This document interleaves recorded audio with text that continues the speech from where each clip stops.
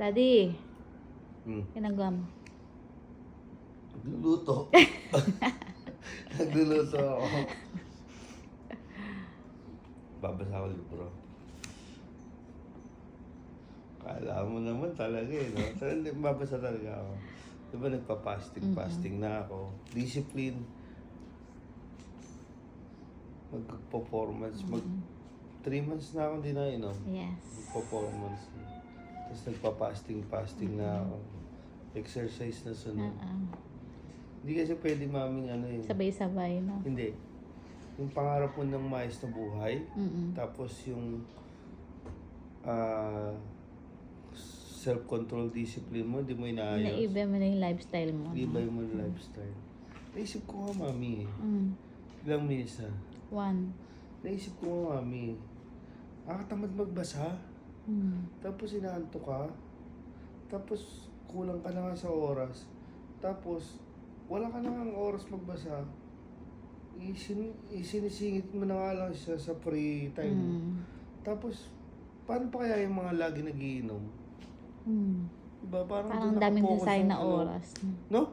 Ako kasi nakapokus ako sa ano eh. Sa pangarap eh. Gusto ko na yumaman eh. Yung goals mo kasi iba na sa ano.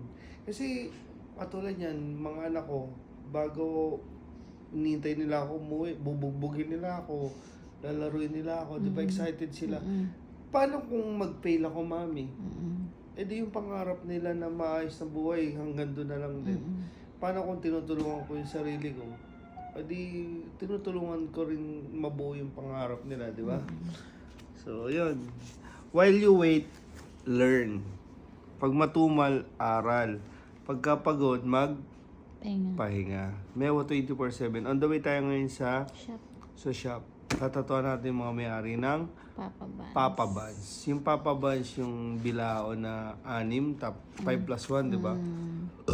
So yun, order din tayo mamaya yung mga classmate ni Sia. Tanong mo kung ganong oras sila. Merong, yung birthday ko biglaan, di ba? Pagka may event kayo, 30 minutes to 1 hour, kahit biglaan, meron kumpleto yung spaghetti. Lahat. Papa Buns. Meron sila sa Tugigaraw, meron sila sa Bacoor.